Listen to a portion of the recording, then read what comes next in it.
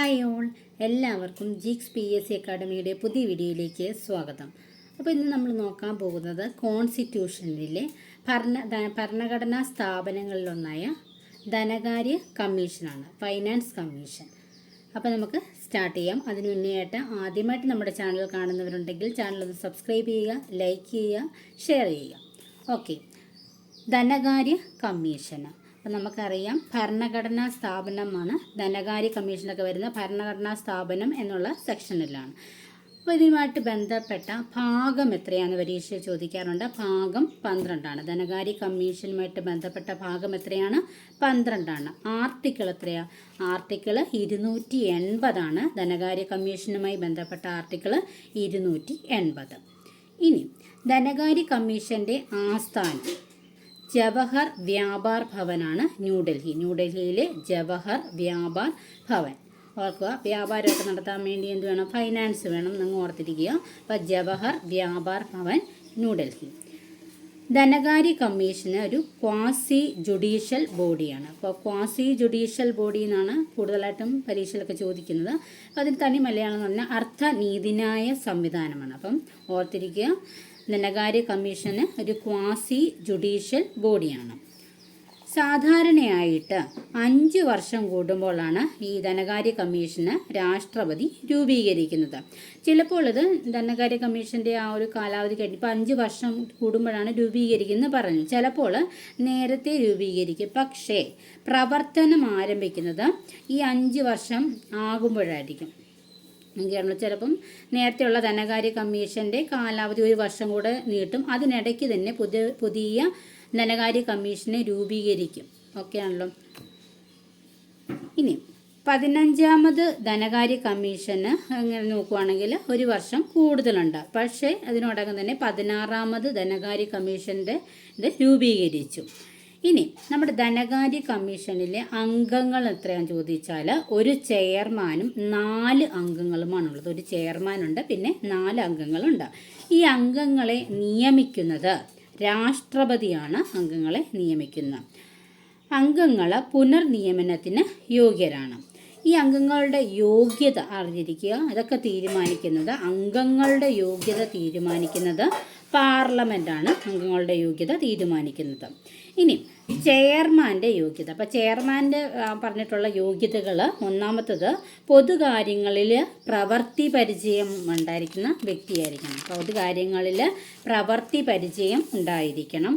അടുത്തത് ഹൈക്കോടതി ജഡ്ജിയോ അല്ലെങ്കിൽ ഹൈക്കോടതി ജഡ്ജിയാകാൻ സാധ്യതയുള്ള വ്യക്തിയോ ആയിരിക്കണം. അടുത്ത പോയിന്റ്, ധനകാര്യ വിഷയങ്ങളിലും ഗവൺമെൻറ്റുമായി ബന്ധപ്പെട്ട ധനകാര്യ വിഷയങ്ങളിലും പ്രത്യേകം അറിവുള്ള വ്യക്തിയായിരിക്കണം. സാമ്പത്തിക ശാസ്ത്രത്തിൽ വൈദഗ്ധ്യം ഉള്ള വ്യക്തിയായിരിക്കണം. പൊതുഭരണ സാമ്പത്തിക വിഷയങ്ങളിലൊക്കെ അറിവുള്ള വ്യക്തിയായിരിക്കണം. ഇതെല്ലാം തന്നെ നോട്ട് ചെയ്യുക. ഇത് നമ്മുടെ ചെയർമാൻമെൻറ്റിൻ്റെ യോഗ്യതയുമായിട്ട് ബന്ധപ്പെട്ട പ്രസ്താവനകൾ ശരിയേത് ശരിയല്ലാത്തതേത് എന്നൊക്കെ ചോദിക്കാം. അപ്പോൾ എന്തായിരുന്നു? പൊതുകാര്യങ്ങളിൽ പ്രവൃത്തി പരിചയമുള്ള വ്യക്തിയായിരിക്കണം. പിന്നെ പറഞ്ഞിരിക്കുന്നത് എന്താണ്? ഹൈക്കോടതി ജഡ്ജിയോ അല്ലെങ്കിൽ ഹൈക്കോടതി ജഡ്ജിയാകാൻ യോഗ്യതയുള്ള വ്യക്തിയായിരിക്കണം. ധനകാര്യ വിഷയങ്ങളിലും ഗവൺമെൻറ്റുമായിട്ട് ബന്ധപ്പെട്ട ധനകാര്യ വിഷയങ്ങളിലുമൊക്കെ പ്രത്യേകം അറിവുള്ള വ്യക്തിയായിരിക്കണം. സാമ്പത്തിക ശാസ്ത്രത്തിൽ വൈദഗ്ധ്യമുള്ള വ്യക്തിയായിരിക്കണം. പൊതുഭരണ സാമ്പത്തിക വിഷയങ്ങളിൽ അറിവുള്ള വ്യക്തിയായിരിക്കണം. ഓക്കെ, ഇനി ധനകാര്യ കമ്മീഷന് വാർഷിക റിപ്പോർട്ട് സമർപ്പിക്കുന്ന ആർക്കാണെന്നറിയോ? രാഷ്ട്രപതിക്കാണ് ധനകാര്യ കമ്മീഷന് വാർഷിക റിപ്പോർട്ട് സമർപ്പിക്കുന്നത്. ഈ രാഷ്ട്രപതി ഈ റിപ്പോർട്ട് എന്ത് ചെയ്യുമെന്നറിയോ? പാർലമെൻറ്റിൽ രാഷ്ട്രപതിയാണ് സമർപ്പിക്കുന്നത്. ധനകാര്യ കമ്മീഷൻ്റെ റിപ്പോർട്ട് എന്ന് പറഞ്ഞാൽ ഉപദേശ രൂപത്തിലുള്ളതാണ്. അപ്പോൾ ഇത് നടപ്പിലാക്കണമെന്നൊന്നും നിർബന്ധമൊന്നുമില്ല. ഓക്കെ ആണല്ലോ. ഇനി ധനകാര്യ കമ്മീഷനുമായി ബന്ധപ്പെട്ട ആർട്ടിക്കിൾ 280 നമ്മൾ പഠിച്ചു. 1-2 ആർട്ടിക്കിളൂടെ നമ്മൾ ഈ ഒരു സമയത്ത് പഠിക്കണം. ആർട്ടിക്കിൾ 281 എന്ന് പറഞ്ഞാൽ ധനകാര്യ കമ്മീഷൻ്റെ ശുപാർശ എന്ന് വെച്ചാൽ റെക്കമെൻഡേഷൻ. ധനകാര്യ കമ്മീഷൻ്റെ റെക്കമെൻഡേഷനുമായിട്ടുള്ള റിലേറ്റഡ് ആയിട്ടുള്ള ആർട്ടിക്കിളാണ് 281. അടുത്തത് ആർട്ടിക്കിൾ 292. ഇതൊരു പ്രീവിയസ് ക്വസ്റ്റ്യൻ ആണ്, നമ്മൾ അത്ര നോട്ട് ചെയ്യത്തില്ല, പക്ഷേ പരീക്ഷയിൽ ചോദിച്ചിട്ടുണ്ട്. അപ്പോൾ നോട്ട് ചെയ്യുക. കേന്ദ്ര സർക്കാരിൻ്റെ കടവുമായി ബന്ധപ്പെട്ട അനുച്ഛേദമാണ്. കേന്ദ്ര സർക്കാരിൻ്റെ കടവുമായി ബന്ധപ്പെട്ട അനുച്ഛേദം 292 293 ആണെങ്കിൽ സംസ്ഥാനത്തിൻ്റെ കടവുമായി ബന്ധപ്പെട്ടിട്ടുള്ള അനുച്ഛേദമാണ്. ഓക്കെ ആണല്ലോ. ഇനി ഈ ധനകാര്യ കമ്മീഷൻ്റെ ചുമതലകൾ എന്തൊക്കെയാണെന്ന് നമുക്ക് നോക്കാം. ഒന്നാമത്തെ പോയിന്റ്, കേന്ദ്ര സംസ്ഥാനങ്ങൾക്കിടയിലെ നികുതി വിതരണം നിയന്ത്രിക്കൽ. നമ്മുടെ SCERT ടെക്സ്റ്റിലെ ചുമതലകളൊക്കെ പറഞ്ഞിട്ടുണ്ട്, അതുകൊണ്ട് ഉറപ്പായിട്ടും ഇതൊക്കെ നോട്ട് ചെയ്യുക. ഇപ്പോൾ കേന്ദ്ര സംസ്ഥാനങ്ങൾക്കിടയിലെ നികുതി വിതരണം നിയന്ത്രിക്കൽ. ഓക്കെ ആണല്ലോ. അടുത്ത പോയിന്റ്, കേന്ദ്രം സംസ്ഥാനങ്ങൾക്ക് നൽകേണ്ട ഗ്രാൻറ്റുകളെയും എയ്ഡുകളെയും ഫണ്ടുകളെയൊക്കെ കുറിച്ചിട്ട് അടിസ്ഥാന തത്വങ്ങൾ രൂപീകരിക്കുക. അടുത്ത പോയിന്റ്, സംസ്ഥാനങ്ങളുടെ ഏകീകൃത സാമ്പത്തിക നിധി അതായത് കൺസോളിഡേറ്റഡ് ഫണ്ട് കൂട്ടുവാനുള്ള നിർദ്ദേശം നൽകുന്നു. പ്രസിഡന്റ് നൽകുന്ന വിഷയങ്ങൾ നടപ്പിലാക്കാനുള്ള നിർദ്ദേശം നൽകുക. അടുത്ത പോയിന്റ്, കേന്ദ്ര ധനകാര്യ കമ്മീഷൻ്റെ നയത്തിൻ്റെ അടിസ്ഥാനത്തിലാണ് സംസ്ഥാന ധനകാര്യ കമ്മീഷൻ സംസ്ഥാന കൺസോളിഡേറ്റഡ് ഫണ്ടിൽ നിന്നും പഞ്ചായത്തുകൾക്കും മുനിസിപ്പാലിറ്റികൾക്കും നൽകേണ്ട വിഹിതത്തെക്കുറിച്ചുള്ള അടിസ്ഥാന വിവരങ്ങൾ രൂപപ്പെടുത്തേണ്ടത്. ഇത്രയും കാര്യങ്ങൾ അവിടെ ക്ലിയർ ആയല്ലോ.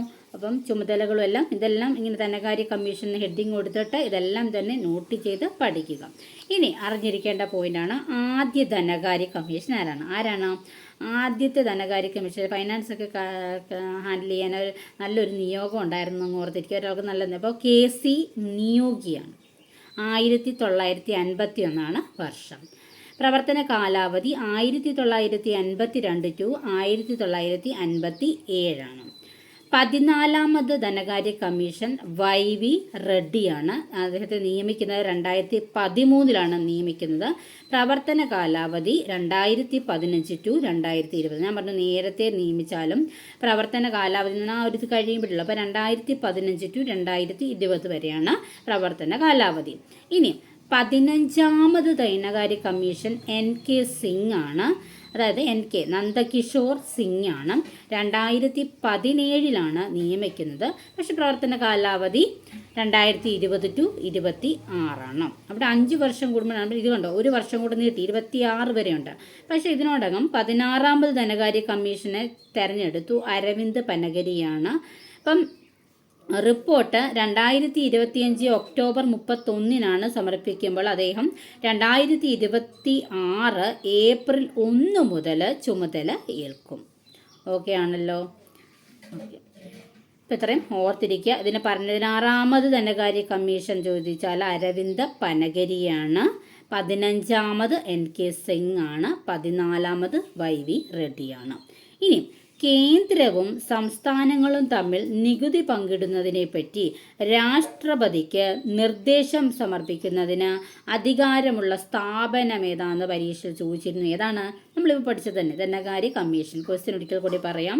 കേന്ദ്രവും സംസ്ഥാനങ്ങളും തമ്മിൽ നികുതി പങ്കിടുന്നതിനെപ്പറ്റി രാഷ്ട്രപതിക്ക് നിർദ്ദേശം സമർപ്പിക്കുന്നതിന് അധികാരമുള്ള സ്ഥാപനം ഏതാണ്? ധനകാര്യ കമ്മീഷനാണ്. ഓക്കെ ആണല്ലോ. ഇനി സംസ്ഥാന ധനകാര്യ കമ്മീഷന് ആർട്ടിക്കിൾ 243I 243Y വരെയാണ്.